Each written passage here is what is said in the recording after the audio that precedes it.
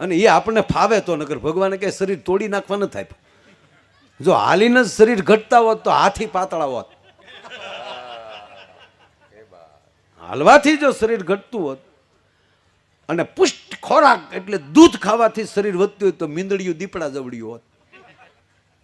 અને વહેલા જાગવાથી ધનવાન થવાતું હોત તો આપણા દૂધવાળા જેટલા વહેલા જાગે એટલું કોઈ જાગતું નથી. શું કામ જાગો છો એના ઉપર આધાર છે.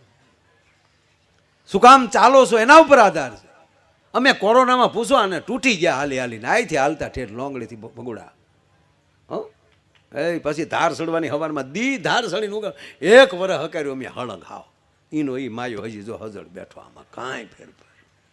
અમુકના તો શરીર વધ્યા હતા, જેમ ખાય એમ ભૂખ લાગે. જો અમારા માસ્તર પહોંચી થાય 110 કિલો. મેં કીધું હવે પાછા ફરો ને મરી જાઓ આપણે.